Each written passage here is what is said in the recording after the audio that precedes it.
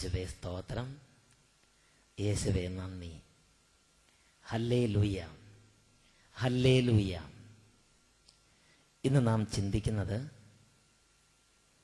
വിശ്വാസത്തിൽ സ്ഥിരത എന്ന വിഷയത്തെക്കുറിച്ചാണ്. തിമോത്തിയോസിന് എഴുതിയ 2-ാം ലേഖനം 2-ാം അധ്യായം 12-ാം വാക്യം, നാം ഉറച്ചു നിൽക്കുമെങ്കിൽ അവനോട് കൂടെ വാഴും. Praise the Lord. നാം ഉറച്ചു നിൽക്കുമെങ്കിൽ അവനോട് കൂടെ വാഴും. ഇന്ന് ദൈവവചനം കേൾക്കുന്ന അനേകരുടെ ജീവിതത്തിൽ അവർ വീണു പോവുകയാണ്. നിലനിൽപ്പിന്റെ വരം അവർക്ക് നഷ്ടപ്പെട്ടു പോകുന്നു. ദൈവത്തിന്റെ ദൂത് ഈ നിമിഷങ്ങളിൽ ദൈവമക്കൾക്കായി നൽകുന്ന സന്ദേശം ഇതാണ്: ഉറച്ചു നിൽക്കുന്നവർ അവനോടുകൂടെ വാഴും. അന്ത്യം വരെയും അവന്റെ പ്രവൃത്തികൾ ചെയ്യുന്നവർ അവനോട് കൂടെ ജനപദങ്ങളെ ഭരിക്കും. Hallelujah, hallelujah, hallelujah. ഒരു നിമിഷം നമുക്ക് പ്രാർത്ഥിക്കാം. ഓ പിതാവേ, സർവശക്തനായ പിതാവേ, ഞങ്ങളുടെ ബലഹീന ജീവിതങ്ങളിലേക്ക് ശക്തിയെ വർഷിക്കണമേ. കൃപയുടെ ശക്തി വർഷിക്കണമേ. ആത്മാവിന്റെ ശക്തി വർഷിക്കണമേ. ആത്മീയ കൃപാവരങ്ങളുടെ ശക്തി വർഷിക്കണമേ. സ്വർഗീയ ജ്വലനങ്ങൾ നൽകണമേ. തണുത്തിരിക്കുന്ന ആത്മാക്കളെ തട്ടി ഉണർത്തണമേ. Hallelujah, hallelujah. ഈ വചനങ്ങളെ ഞങ്ങളുടെ ഹൃദയത്തിലേക്ക് സ്വീകരിച്ച് ആത്മീയ ശക്തി കൊണ്ട് നിറയെ ഞങ്ങൾ അഭിഷേകം ചെയ്യണമേ എന്ന് പ്രാർത്ഥിക്കുന്നു. Hallelujah, hallelujah, hallelujah. യേശുവേ സ്തോത്രം, യേശുവേ നന്ദി. യേശുവേ സ്തോത്രം, യേശുവേ നന്ദി. Praise the Lord, praise the Lord. Hallelujah, hallelujah. ഒരു ദിവസം കണ്ണുനീരിൽ കുതിർന്ന ഒരു സഹോദരിയുടെ ജീവിത കഥ ആ സഹോദരി വലിയ ദുഃഖത്തോടുകൂടെ പങ്കുവെച്ച് ആ സഹോദരി പറഞ്ഞു, അച്ഛാ, കുഞ്ഞുനാൾ മുതലേ പ്രാർത്ഥനയിൽ ശ്രദ്ധിക്കുന്ന ഒരു വ്യക്തിയാണ് ഞാൻ. ഒത്തിരി പ്രാർത്ഥിക്കുന്നതും ദൈവത്തെ വിളിക്കുകയും ചെയ്തിട്ടുണ്ട്. ദേവാലയങ്ങളിൽ പോയി ബലിയർപ്പണങ്ങൾ ചെയ്തിട്ടുണ്ട്. മുടങ്ങാതെ സന്ധ്യാപ്രാർത്ഥന ചെയ്തിട്ടുണ്ട്. പക്ഷേ ഇന്ന് എൻ്റെ ജീവിതത്തിൽ ഞാൻ വലിയൊരു പ്രശ്നത്തെ നേരിടുകയാണ്. ഞാൻ ചോദിച്ചു, എന്താണ് താങ്കളുടെ ജീവിതത്തിൽ താങ്കൾ അലട്ടുന്ന പ്രശ്നം? ആ സഹോദരി പറഞ്ഞു, അച്ഛാ, ഏതാനും നാളുകൾക്ക് മുമ്പ് എൻ്റെ അപ്പൻ മരിച്ചു. അകാലത്തിലുള്ള മരണമാ. ഒത്തിരി വേദനയോടെയാ, അല്ലെങ്കിൽ ഒത്തിരി മാനസികമായ വ്യത സഹിച്ച് എൻ്റെ അപ്പൻ മരിച്ചത്. എൻ്റെ അപ്പൻ പ്രാർത്ഥിക്കുന്ന നവീകരണത്തിലുള്ള ഒരപ്പനായിരുന്നു. എങ്കിലും അപ്പന് ഇതൊരു നല്ല അവസ്ഥയല്ലാതെ സാമ്പത്തികമായി നല്ല ഞെരുക്കത്തിലാണ് അപ്പൻ മരിക്കുന്നത്. എൻ്റെ അമ്മ കുറേ കാലമായൊരു മാനസിക രോഗിയാ. എൻ്റെ അമ്മ ഇന്നും എൻ്റെ വീട്ടിൽ മാനസിക രോഗിയായി വളരെ ഭാരത്തോടെ ഇരിക്കുകയാണ്. ഒത്തിരി സങ്കടമുണ്ട് ഞങ്ങൾക്ക് എല്ലാവർക്കും അമ്മയെക്കുറിച്ച് ഓർക്കുമ്പോൾ. അപ്പം മരിച്ച് കുറച്ച് മാസങ്ങൾ കഴിഞ്ഞപ്പോൾ എൻ്റെ മൂത്ത ചേച്ചിയെ ഭർത്താവ് വീട്ടിൽ കൊണ്ടുവിട്ടു. ഇന്ന് അവളൊരു മാനസിക രോഗിയാണ്.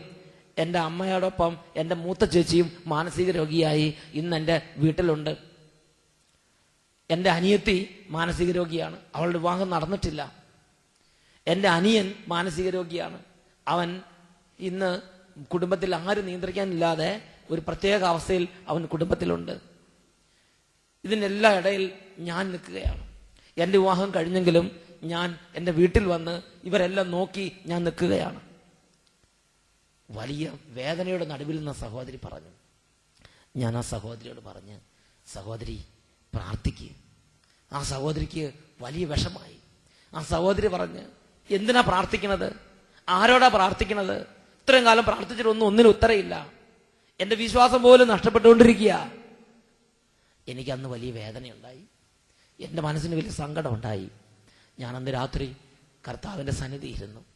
കർത്താവേ, പ്രാർത്ഥിക്കുന്ന കുടുംബം, ദൈവത്തെ ആരാധിക്കുന്ന മക്കൾ, പക്ഷേ വിശ്വാസം പോലും നഷ്ടപ്പെട്ടു പോകുന്ന വിധം തകർന്നുകൊണ്ടിരിക്കുകയാണല്ലോ. അപ്പോൾ കർത്താവ് എനിക്ക് നൽകിയ ശക്തമായൊരു ബോധ്യമുണ്ട്.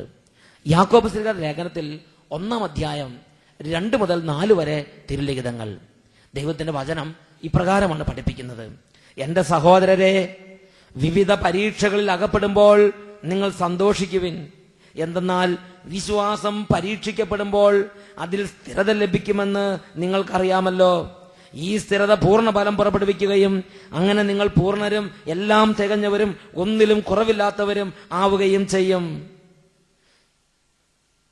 വിശ്വാസം പരീക്ഷിക്കപ്പെടുമ്പോൾ പൂർണ്ണത ലഭിക്കുമെന്ന് വിശുദ്ധ ലിഖിതങ്ങളുടെ പരിശുദ്ധാത്മാവ് പഠിപ്പിക്കുകയാണ്. പ്രിയപ്പെട്ട ദൈവമക്കളെ, എനിക്കും നിങ്ങൾക്കുമുള്ള വിശ്വാസം ചെറുതോ വലുതോ ആയ വിശ്വാസമാകട്ടെ, നിങ്ങൾക്കും എനിക്കും ദൈവം നൽകുന്ന വിശ്വാസം പരീക്ഷിക്കപ്പെടുക തന്നെ ചെയ്യും. ഞാനും നിങ്ങളും ഈ ഭൂമി വിട്ടു പോകുന്നതിന് മുമ്പ് എന്റെയും നിങ്ങളുടെയും വിശ്വാസ ജീവിതം പരീക്ഷിക്കപ്പെടും. എന്റെയും നിങ്ങളുടെയും വിശ്വാസ ജീവിതം പരീക്ഷിക്കപ്പെടും, പരീക്ഷിക്കപ്പെടും, പരീക്ഷിക്കപ്പെടും. ഞാനും നിങ്ങളും വിശ്വാസത്തെ ജയിച്ചാൽ ഭാഗ്യവാൻ. യാക്കോബ് ശ്ലീഹയുടെ ലേഖനത്തിൽ 1-ാം അധ്യായത്തിൽ 12-ാമത്തെ വാക്യത്തിൽ ഇപ്രകാരമാണ് പഠിപ്പിക്കുന്നത്: പരീക്ഷകൾ ക്ഷമയോടെ അതിജീവിക്കുന്നവൻ ഭാഗ്യവാൻ. ദൈവത്തിന്റെ വചനം ഭാഗ്യവാൻ എന്ന് ഒരു വിശ്വാസി വിളിക്കുകയാണ്. ഏത് വിശ്വാസിയാണത്? പരീക്ഷകൾ, വലിയ തരത്തിലുള്ള ടെസ്റ്റ്, പരീക്ഷകൾ ക്ഷമയോടെ അതിജീവിക്കുന്നവൻ ഭാഗ്യവാൻ. എന്തെന്നാൽ പരീക്ഷകളെ അതിജീവിച്ച് കഴിയുമ്പോൾ ദൈവം തന്നെ സ്നേഹിക്കുന്നവർക്കായി ഒരുക്കിയിരിക്കുന്ന ജീവന്റെ കിരീടം അവന് നൽകപ്പെടും. Hallelujah, hallelujah.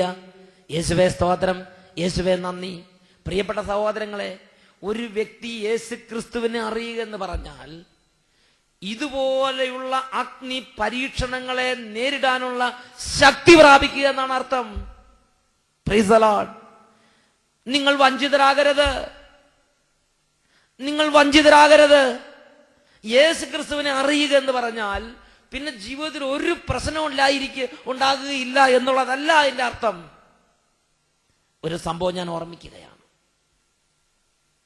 പാകിസ്ഥാനിലുള്ള വലിയൊരു കുബേര കുടുംബം, ഒരു ധനാഢ്യ കുടുംബം. ആ മുസ്ലിം കുടുംബത്തിൽ ഫാത്തിമ എന്ന് പേരുള്ള ഒരു കുഞ്ഞ് ജനിച്ചു. അവൾ വളർന്നു. അവളുടെ ബാല്യത്തിൽ തന്നെ അവൾക്ക് തളർവാദം പിടിപെട്ടു. അവളുടെ അപ്പന് അവളോട് വലിയ താല്പര്യമായിരുന്നു, ജീവന് തുല്യം സ്നേഹമായിരുന്നു. എന്നാൽ അമ്മയ്ക്കും ആങ്ങളമാർക്കും അവളോട് വലിയ താല്പര്യമില്ല. ഒത്തിരി ആശുപത്രികളിലും ഒത്തിരി ചികിത്സാ കേന്ദ്രങ്ങളിലേക്കും കൊണ്ടുപോയി. എന്നാൽ എല്ലാവരും ഉപേക്ഷിച്ച് ഇന്ന് ഈ രോഗത്തിനൊരു സൗഖ്യം പ്രതീക്ഷയില്ലാതെ ഇവൾ വീടിന്റെ മൂലയിൽ കിടക്കുകയാണ്. പ്രിയപ്പെട്ട സഹോദരങ്ങളെ, നാളുകൾ വീണ്ടും പിന്നിട്ടു. ഇവൾ ഫാത്തിമ ഒത്തിരി വേദനയോടെ ഭവനത്തിന്റെ ഉൾമുറിയിൽ കഴിഞ്ഞുകൂടവേ കുറെ കാലങ്ങൾ കഴിഞ്ഞപ്പോൾ അവൾക്ക് ഖുർആൻ എന്ന ഗ്രന്ഥം വായിക്കാൻ ലഭിച്ച് അവരുടെ വിശുദ്ധ ഗ്രന്ഥം വായിച്ചു തുടങ്ങി. വിശുദ്ധ ഗ്രന്ഥത്തിൽ ഒരു അധ്യായം വന്നപ്പോൾ ഈസാ നബിയെ കുറിച്ചുള്ള പ്രതിപാദനങ്ങൾ അവൾ കണ്ടു. ഗലീലിയ നാട്ടിൽ പലസ്തീനായിൽ ചുറ്റി നടന്ന് അത്ഭുതങ്ങൾ പ്രവർത്തിച്ച ഈസാ നബിയെ അവൾക്ക് താല്പര്യമായി. ഈസാ നബിയെ കുറിച്ച് ചിന്തിക്കുമ്പോൾ തന്നെ അവളുടെ മനസ്സിൽ വലിയ ഉണർവായി. ഈസാ നബി പഠിപ്പിച്ച പ്രാർത്ഥന, സ്വർഗസ്ഥനായ ഞങ്ങളുടെ പിതാവേ എന്നുള്ള പ്രാർത്ഥന അവളുടെ ഹൃദയത്തെ സ്പർശിച്ചു. ആ പ്രാർത്ഥന വർത്തിക്കുമ്പോൾ ഒരു സമാധാനം അവളുടെ ഹൃദയത്തിൽ അവൾക്ക് ലഭിച്ച് അങ്ങനെ അവൾ ഈസാ നബിയോട് പ്രാർത്ഥിക്കാൻ തുടങ്ങി. പ്രിയപ്പെട്ട സഹോദരങ്ങളെ, ഈസാ നബിയെ അവൾ പരിചയപ്പെട്ട അന്ന് തൊട്ട് അവളുടെ ഹൃദയത്തിൽ എന്തെന്നില്ലാത്തൊരു സമാധാനം, എന്തെന്നില്ലാത്തൊരു സുഖം, ഒരു പ്രത്യാശ, ഒരു പുതുജീവന്റെ അനുഭവം. അവൾ ഈസാ നബിയോട് എന്നും പ്രാർത്ഥിക്കാൻ തുടങ്ങി. അവൾക്ക് ഈസാ നബിയെ വലിയ താല്പര്യമായി. അങ്ങനെ വീണ്ടും വർഷങ്ങൾ കഴിഞ്ഞു. ഒരു 2 വർഷം കൂടെ പിന്നിട്ടിട്ടുണ്ടാവും. അപ്പോൾ അവളുടെ ജീവിതത്തിലെ ഏക അത്താണിയായിരുന്ന അവളുടെ അപ്പൻ പെട്ടെന്ന് മരിച്ചു. അതോടുകൂടെ അവളുടെ ജീവിതം ദുരിതപൂർണമായി. നോക്ക്, അവൾ ഈസാ നബി അറിഞ്ഞ് അധികം കഴിഞ്ഞില്ല, അവളുടെ ജീവിതത്തിന്റെ ഏക ആശ്വാസമായിരുന്ന അവളുടെ അപ്പൻ പോലും മരിച്ചുപോയി. അവളുടെ മനസ്സ് വീണ്ടും വലിയ ഭാരവും വേദനയും ദുഃഖവും സങ്കടവും നിറഞ്ഞു. അവളുടെ വിശ്വാസം പരീക്ഷിക്കപ്പെടുകയാണ്. വിശ്വാസം എന്ന ദാനം അവൾക്ക് കിട്ടിയത് പരീക്ഷിക്കപ്പെടുകയാണ്. ആർക്കെല്ലാം വിശ്വാസം എന്ന ദാനം സ്വർഗത്തിൽ നിന്ന് കിട്ടിയിട്ടുണ്ടോ അവരുടെ എല്ലാം വിശ്വാസം പരീക്ഷിക്കപ്പെടും. Praise the Lord, hallelujah. അവളുടെ വിശ്വാസം പരീക്ഷിക്കപ്പെട്ടു. അവൾ തളർന്നു. എങ്കിലും അവൾ ഈസാ നബി ഉപേക്ഷിച്ചില്ല. ഒരു ദിവസം അവൾ വേദന കൊണ്ട് നിറഞ്ഞു. തിരസ്കരണത്തിന്റെ, പരിത്യക്താവസ്ഥയുടെ, രോഗത്തിന്റെ, ജീവിത നൈരാശ്യത്തിന്റെ, ജീവിത ക്ലേശത്തിന്റെ വേദന കൊണ്ട് അവൾ നിറഞ്ഞു. ഉറങ്ങാൻ പറ്റാതെ രാത്രികാലം മുഴുവൻ അവൾ പൊട്ടിക്കരഞ്ഞു. അവളുടെ തലയിണ കണ്ണുനീർ കൊണ്ട് കുതിർന്നു. അങ്ങനെ ഉറക്കമില്ലാതെ രാത്രികാലം മുഴുവൻ അവൾ പൊട്ടിക്കരഞ്ഞ് നിരാശപ്പെട്ടിരിക്കുമ്പോൾ വെളുപ്പംകാലായപ്പോൾ ഈസാ നബി അവളുടെ ജീവിതത്തിലേക്ക് കടന്നു വന്നു. 12 പേരോടുകൂടെ ഈസാ നബി വന്ന് അവളെ സുസ്മേരവദനം നോക്കി. ഈസാ നബി അവളെ വിട്ടു പോകുമ്പോൾ ഒരു വാക്യം മാത്രം പറഞ്ഞു: നീ എനിക്ക് സാക്ഷിയായിരിക്കും. Praise the Lord. Hallelujah, hallelujah, hallelujah. നീ എനിക്ക് സാക്ഷിയായിരിക്കും. ഈസാ നബി അവളെ വിട്ടുപോയി. നേരം വെളുത്തപ്പോൾ അവൾ കണ്ട കാഴ്ച, അവളുടെ വർഷങ്ങളായുള്ള തളർവാദം സൗഖ്യപ്പെട്ടിരിക്കുന്നു. അവൾ ചാടി എഴുന്നേറ്റു, അവൾ കുതിച്ചു ചാടി, അവൾ ഓടി, വീട് ചുറ്റിനും ഓടി. വീട്ടിൽ മുഴുവൻ സന്തോഷമായി, അവൾക്ക് വലിയ സന്തോഷമായി. വീട് ഉത്സവ ലഹരിയിൽ നിറഞ്ഞു. വലിയ സന്തോഷം കൊണ്ട് വീട് ഭവനം മുഴുവൻ നിറഞ്ഞു. ഉമ്മയ്ക്ക് സന്തോഷമായി, സഹോദരങ്ങൾക്ക് സന്തോഷമായി. പ്രിയപ്പെട്ട സഹോദരങ്ങളെ, അങ്ങനെ 2-3 ദിവസം സന്തോഷഭരിതമായ കുടുംബം മുമ്പോട്ട് നീങ്ങി. അവൾ ചുറ്റുപാടും പോയി പറഞ്ഞു, ബന്ധുക്കളോട് പറഞ്ഞു, നാട്ടുകാർക്കും ബന്ധുക്കൾക്കെല്ലാം സന്തോഷമായി. 3-4 ദിവസം കഴിഞ്ഞപ്പോൾ ഈ സന്തോഷമെല്ലാം മാറി, പ്രശ്നങ്ങൾ ആരംഭിച്ചു. അവർ പറഞ്ഞു, നീ ഇങ്ങനെ ആവേശത്തോടെ ഈസാ നബിയെ കുറിച്ച് കണ്ടമാനം പറയണ്ട. അവൾ പറഞ്ഞു, പറ്റില്ല, ഈസാ നബി എന്നോട് പറഞ്ഞിട്ടുണ്ട്, നീ എന്റെ സാക്ഷിയായിരിക്കും, എനിക്ക് ഈസാ നബിയെ കുറിച്ച് പറയണം. അവൾ ഈസാ നബിയെ കുറിച്ച് വീണ്ടും വീണ്ടും പറഞ്ഞു. ലാഹോറിന്റെ തെരുവുകളിലൂടെ നടന്ന് അവൾ ശക്തിയോടെ ബന്ധുക്കളോടും മിത്രങ്ങളോടും സ്വന്തക്കാരോടും നാട്ടുകാരോടും വീട്ടുകാരോടും യേശു ക്രിസ്തുവിനെ കുറിച്ച് അവൾ പറഞ്ഞു, അവൾ സാക്ഷിച്ചു. പ്രിയപ്പെട്ട സഹോദരങ്ങളെ, അപ്പൻ മരിച്ച ഫാത്തിമ ഗുൽഷാന്റെ സഹോദരങ്ങളും ഉമ്മയും ചേർന്ന് അവളെ വീട്ടിൽ നിന്ന് അടിച്ചു പുറത്താക്കി. അവൾ ലാഹോറിന്റെ തെരുവിലേക്ക് അടിച്ചു പുറത്താക്കപ്പെട്ടു. ലാഹോറിന്റെ തെരുവുകളിലൂടെ അവൾ ചുറ്റി നടന്ന് യേശു ക്രിസ്തുവിനെ കുറിച്ച് അവർ പ്രഘോഷിച്ച്, യേശു ക്രിസ്തുവിനെ കുറിച്ച് അവൾ പറഞ്ഞ്. പ്രിയപ്പെട്ട സഹോദരങ്ങളെ, പകല് ഉച്ചയോളം അവൾ എന്തെങ്കിലും ചെറിയ പണികൾ ചെയ്ത് ചെറിയ ചെറിയ സമ്പാദ്യങ്ങൾ ഉണ്ടാക്കി, മുനിസിപ്പാലിറ്റിയുടെയോ പഞ്ചായത്ത് എന്തെങ്കിലും തരത്തിൽ ചെറിയ ജോലികൾ ചെയ്ത് ചെറിയ ചെറിയ സമ്പാദ്യങ്ങൾ ഉണ്ടാക്കി. അതുകൊണ്ട് ഉച്ച കഴിഞ്ഞ് സുവിശേഷം പ്രസംഗിച്ച്. ഇത് ആ നാട്ടിൽ വലിയ പ്രശ്നമായി. അവസാനം കള്ളക്കേസിൽ കുടുക്കി അവളെ ലാഹോർ ജയിലിൽ അടച്ചു. രാജ്യദ്രോഹത്തിന്റെ കുറ്റം ചുമത്തപ്പെട്ട കുപ്രസിദ്ധ കുറ്റവാളികൾ അടയ്ക്കുന്ന ലാഹോർ ജയിലിൽ അവൾ അടയ്ക്കപ്പെട്ടു.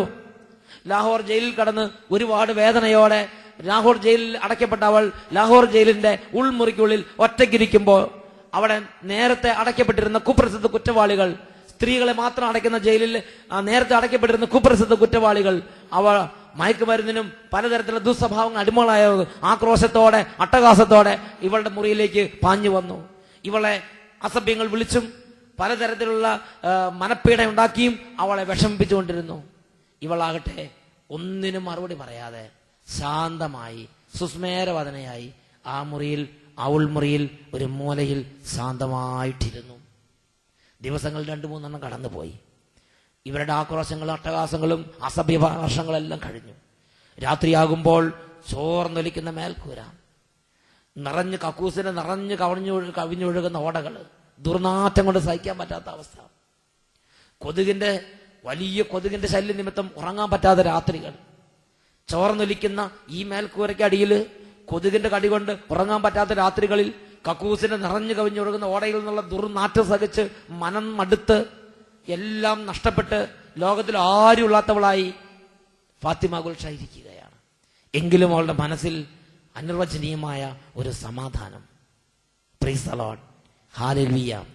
പ്രിയപ്പെട്ട സഹോദരങ്ങളെ, നിങ്ങൾ പറ, യേശു ക്രിസ്തുവിനെ അറിഞ്ഞ ഈ ഫാത്തിമ ഗുൽഷാൻ, യേശു ക്രിസ്തുവിനെ രക്ഷിതാവും കർത്താവുമായി സ്വീകരിച്ച ഈ ഫാത്തിമ ഗുൽഷാന്റെ ജീവിതത്തിൽ എല്ലാ പ്രശ്നങ്ങളും പെട്ടെന്ന് അങ്ങോട്ട് ഇല്ലാതാവുകയാണോ ചെയ്തത്?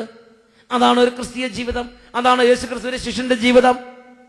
ഫാത്തിമ ഗുൽഷാൻ പ്രശ്നങ്ങളുടെ നടുവിലേക്ക് എറിയപ്പെടുകയാണ് ചെയ്തത്. അവളുടെ വിശ്വാസം പരീക്ഷിക്കപ്പെടുന്ന നിമിഷങ്ങൾ അവളുടെ ജീവിതം ഒന്നിനു പുറകെ ഒന്നായി വന്നുകൊണ്ടിരുന്നു.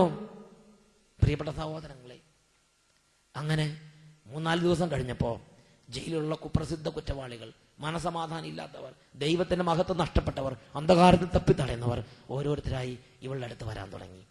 ഒരു സ്ത്രീ വന്ന് സംസാരിച്ച് അവൾക്ക് വലിയ സമാധാനം കിട്ടി. ഫാത്തിമ ഗുൽഷാൻ സംസാരിക്കുമ്പോൾ മനസ്സിൽ സമാധാനം ഇല്ലാത്ത, അന്ധകാരത്തിന് പിടിയിലമർന്ന പൈശാചികതയുള്ള സ്ത്രീകൾക്ക് മനസ്സിൽ സമാധാനം കിട്ടുന്നു. അവരുടെ ദുർബാധകൾ ഒഴിഞ്ഞു പോകുന്നു. ഈ സ്ത്രീ ചെന്നിട്ട് മറ്റു കൂട്ടുകാരികളോട് പറഞ്ഞു, ഈ ഫാത്തിമ ഗുൽഷാൻ നമ്മൾ വിചാരിക്കുന്ന പോലെ അല്ല. ഞാനൊരു 5 മിനിറ്റ് അവളോട് സംസാരിച്ചു, എനിക്ക് വലിയ സമാധാനം കിട്ടി. Price the Lord. ഉടനെ ആ ജയിലുണ്ടായിരുന്ന മറ്റു സ്ത്രീകളും ആരും കാണാതെ രഹസ്യത്തിൽ ഫാത്തിമ ഗുൽഷാന്റെ അടുത്ത് വന്നു. അവളോട് സംസാരിച്ചു. അവർക്കും കിട്ടി സമാധാനം, അവർക്കും കിട്ടി ദൈവസ്പർശനം, അവർക്കും കിട്ടി ദൈവത്തിന്റെ ആത്മാവിനെ. Price the Lord, hallelujah. ദിവസങ്ങൾക്കുള്ളിൽ ആ ജയിലിൽ മുഴുവൻ ഇവളെ കുറിച്ച് നല്ല വാർത്ത പരന്നു. ജയിലിൽ മുഴുവൻ ഇവൾക്ക് സ്വാധീനം ഉണ്ടായി. ഒരുപാട് കുറ്റവാളികൾ വന്ന് ഇവളോട് സംസാരിക്കാനും ഇവളോട് പ്രാർത്ഥിക്കാനും തുടങ്ങി. ഇവൾ എല്ലാവരോടും യേശു ക്രിസ്തുവിനെ കുറിച്ച് പ്രഘോഷിച്ചു, യേശു ക്രിസ്തുവിനെ കുറിച്ച് സാക്ഷിച്ചു. അവൾ പറഞ്ഞു, ഞാൻ ഇന്ന കുടുംബത്തിലെ വ്യക്തിയാ, ജനിച്ച മുതൽ തളവാത രോഗിയായിരുന്നു, യേശു ക്രിസ്തു എന്റെ അടുത്ത് വന്നു, യേശു ക്രിസ്തുവിനെ സുഖപ്പെടുത്തി, യേശു ക്രിസ്തു ഇന്നും ജീവിക്കുന്നവനാണ്, യേശു ക്രിസ്തുവിനെ വിളിക്കുന്നവർക്ക് സൗഖ്യമുണ്ട്, യേശു ക്രിസ്തുവിനെ വിളിക്കുന്നവർക്ക് യേശു ക്രിസ്തുവിന്റെ ആത്മാവിനെ ലഭിക്കും, യേശു ക്രിസ്തുവിന്റെ വ്യക്തികൾക്ക്, യേശു ക്രിസ്തുവിന്റെ ശിഷ്യന്മാർക്ക് യേശു ക്രിസ്തുവിന്റെ രാജ്യമുണ്ട്. വലിയ പ്രത്യാശയുടെ ദൂതുകൾ അവൾ പറഞ്ഞു. Price the Lord. വലിയ വലിയ മാറ്റങ്ങൾ ജയിലിൽ സംഭവിച്ച്. ജയിൽ വാർഡന്മാർക്ക് പ്രശ്നമായി, അധികാരികൾക്ക് പ്രശ്നമായി. അവർ കൂടിയാലോചിച്ച് അവളെ ജയിലിൽ നിന്ന് പുറത്താക്കി. ഹല്ലേലൂയ. അങ്ങനെ വീണ്ടും അവൾ ലാഹോർ തെരുവിലേക്ക് അയക്കപ്പെട്ടു. ലാഹോർ തെരുവുകളിലൂടെ അവൾ നടന്ന് സുവിശേഷം പ്രസംഗിച്ച്, യേശുക്രിസ്തുവിനെ കുറിച്ച് പ്രസംഗിച്ച്. പ്രിയപ്പെട്ട സഹോദരങ്ങളെ, പിന്നീട് അവൾ മാമോദിസ മുങ്ങി. എസ്തേർ ഗുൽഷാൻ എന്ന പേരിൽ ഇന്നും അനേകം മുസ്ലിം രാജ്യങ്ങളിൽ സുവിശേഷം പ്രസംഗിച്ച് ലോക സുവിശേഷകയായി അവൾ ജീവിക്കുന്നു. ഹല്ലേലൂയ. യേശുക്രിസ്തുവിന്റെ സാക്ഷിയായി അവൾ മരിക്കുന്നത് വരെ യേശുക്രിസ്തു പറഞ്ഞ ആ വാക്കിനോട് വിശ്വസ്തത പുലർത്തി യേശുക്രിസ്തുവിന്റെ സാക്ഷിയായി അവൾ ഇന്നും ജീവിക്കുന്നു. ഹല്ലേലൂയ. യേശുവേ സ്തോത്രം, യേശുവേ നന്ദി. അപ്പോസ്തലൻ പത്രോസ് അപ്പോസ്തലൻ തന്റെ 1-ാമത്തെ ലേഖനത്തിൽ 4-ാമത്തെ അധ്യായത്തിൽ 12-ാമത്തെ വാക്യത്തിൽ ഇങ്ങനെ രേഖപ്പെടുത്തിയിരിക്കുന്നു. 1 പത്രോസ് 4:12. സഹോദരരെ, നിങ്ങളെ പരീക്ഷിക്കാനായി അഗ്നി പരീക്ഷകൾ ഉണ്ടാകുമ്പോൾ അപ്രതീക്ഷിതമായിട്ട് എന്തോ സംഭവിച്ചതുപോലെ നിങ്ങൾ പരിഭ്രമിക്കരുത്. പൗലോസ് അപ്പോസ്തലൻ അപ്പോസ്തല പ്രവർത്തനത്തിൽ 14-ാം അധ്യായത്തിൽ 22-ാം വാക്യത്തിൽ ഇങ്ങനെ പഠിപ്പിക്കുന്നു, വിശ്വാസത്തിൽ നിലനിൽക്കണമെന്നും നിരവധി പീഡനങ്ങളിലൂടെ ദൈവരാജ്യത്തിലേക്ക് പ്രവേശിക്കണമെന്നും അവൻ ഉത്ബോധിപ്പിച്ചുകൊണ്ട് ശിഷ്യന്മാരുടെ മനസ്സിനെ ശക്തിപ്പെടുത്തി. Hallelujah. Price the Lord, price the Lord. പ്രിയപ്പെട്ട സഹോദരങ്ങളെ, ഒരു വ്യക്തി യേശുക്രിസ്തുവിലാകുക എന്ന് പറഞ്ഞാൽ, ഒരു വ്യക്തി യേശുക്രിസ്തുവിന്റെ ശിഷ്യനാകുക എന്ന് പറഞ്ഞാൽ എല്ലാ പ്രശ്നങ്ങളും എല്ലാ സഹനങ്ങളും തീരുക എന്നുള്ളതല്ല അർത്ഥം. പിന്നെയോ അഗ്നി പരീക്ഷണങ്ങളെ നേരിടാനുള്ള ശക്തി പരിശുദ്ധാത്മാവിലൂടെ പ്രാപിക്കുക എന്ന് തന്നെ അതിന്റെ അർത്ഥം. ഹല്ലേലൂയ. യേശുവേ സ്തോത്രം, യേശുവേ നന്ദി. സഹനമുണ്ടാകുമ്പോൾ, ഞെരുക്കമുണ്ടാകുമ്പോൾ, അഗ്നിശോധനകൾ ഉണ്ടാകുമ്പോൾ യേശുക്രിസ്തുവിലുള്ള വിശ്വാസത്തെ ഉപേക്ഷിക്കാതെ യേശുക്രിസ്തുവിനോട് ചേർന്ന് നിൽക്കുമെങ്കിൽ നാം അവനോടുകൂടെ വാഴും. 2 തിമോത്തി 2-ാം അധ്യായത്തിൽ 12-ാമത്തെ വാക്യം, നാം ഉറച്ചു നിൽക്കുമെങ്കിൽ അവനോടുകൂടെ വാഴും. ഹല്ലേലൂയ. പ്രാർത്ഥിക്കാം. കർത്താവേ, വിശ്വാസത്തിൽ ദുർബലപ്പെട്ടിരിക്കുന്നവരുടെ മേൽ അങ്ങയുടെ ആത്മാവിനെ ഇപ്പോൾ അയക്കണമേ. തകർന്നിരിക്കുന്നവരുടെ മേൽ, വിശ്വാസത്തിന്റെ അടിത്തറകൾ ഇളകിയിരിക്കുന്നവരുടെ ആത്മാവിനെ ഇപ്പോൾ അയക്കണമേ. ദൈവത്തെ അറിഞ്ഞു, ആത്മാഭിഷേകം പ്രാപിച്ചു, പരിശുദ്ധാത്മ നിറവ് കിട്ടി. പക്ഷേ പ്രതികൂലങ്ങൾ ഉണ്ടായപ്പോൾ, അഗ്നിശോധനകൾ ഉണ്ടായപ്പോൾ, പ്രയാസങ്ങൾ ഉണ്ടായപ്പോൾ, പരീക്ഷണങ്ങൾ ഉണ്ടായപ്പോൾ അങ്ങയെ ഉപേക്ഷിച്ച്, വിശ്വാസം ഉപേക്ഷിച്ച് വീണുപോയവരോട് കരുണ തോന്നി. ഇപ്പോൾ ആത്മാവിനെ അയച്ച് എഴുന്നേൽപ്പിക്കണമേ എന്ന് പ്രാർത്ഥിക്കുന്നു. Hallelujah, hallelujah. യേശുവേ, യേശുവേ, യേശുവേ, യേശുവേ, യേശുവേ. പിന്മാറ്റത്തിലേക്ക് പോയവർ ഇപ്പോൾ ശക്തി പ്രാപിച്ച് ഉയർത്തെഴുന്നേൽക്കട്ടെ. Hallelujah, hallelujah. യേശുവേ, യേശുവേ, യേശുവേ. വിശ്വാസത്തിന്റെ സ്ഥിരത സകല മക്കൾക്ക് ലഭിക്കട്ടെ. ഹല്ലേലൂയ. ഇപ്പോൾ വിശ്വാസത്തിന്റെ പരീക്ഷണങ്ങളെ നേരിടുന്നവർക്ക് പുതുശക്തി ലഭിക്കട്ടെ. Hallelujah, hallelujah. യേശുവേ, യേശുവേ, യേശുവേ, യേശുവേ, യേശുവേ, യേശുവേ. Hallelujah, hallelujah. യേശുവേ സ്തോത്രം, സ്തോത്രം. യേശുവേ നന്ദി, യേശുവേ ആരാധന.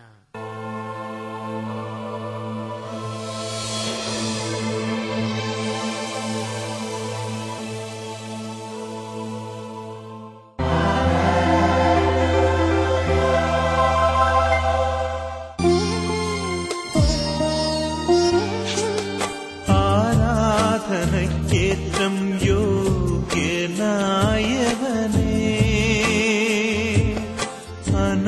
അനശ്വരനായ തമ്പുരാനേ.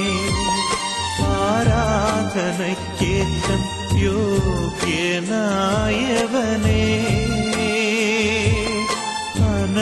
അനശ്വരനായ തമ്പുരാനേ. അങ്ങേ സന്നിധിയിൽ അർപ്പിക്കും നീ കാഴ്ചകൾ. അങ്ങേ സന്നിധിയിൽ അർപ്പിക്കും നീ കാഴ്ചകൾ. അവിരാമം ഞങ്ങൾ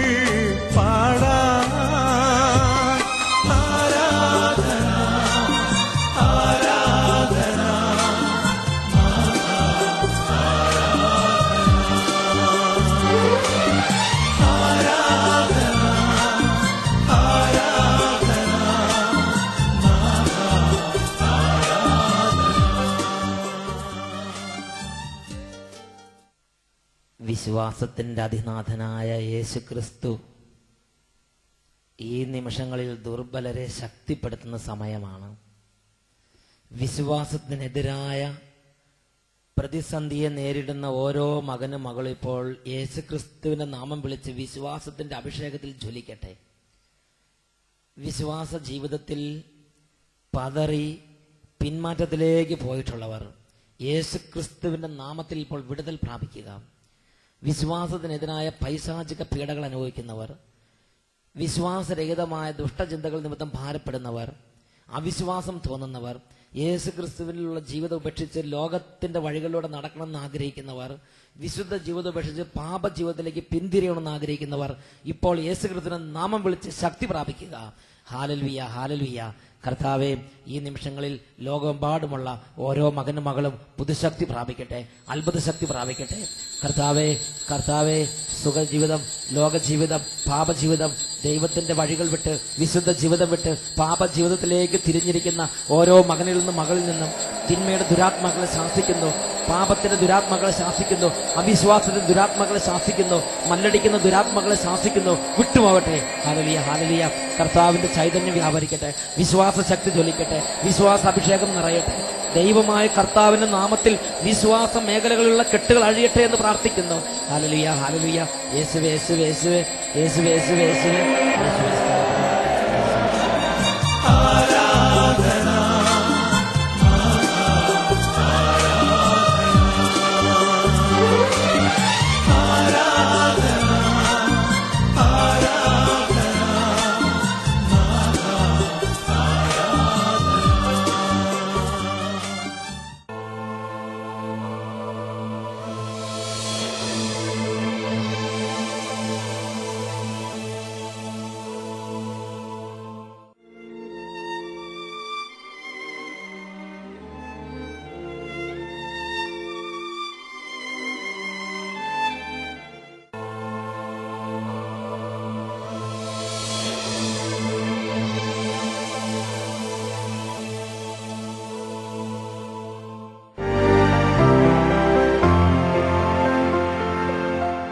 എൻ്റെ പേര് ജോസ്, അങ്കമാലിയിൽ നിന്ന് വരുന്നു. ഇവിടെ തിങ്കളാഴ്ച ആരാധന സമയത്ത് അച്ഛൻ വിളിച്ചു പറഞ്ഞു, നാവിലെ ഒന്ന് രണ്ട് കുരുക്കളുള്ള ഒരു സഹോദരനെ ഈശോ തൊടുന്നു.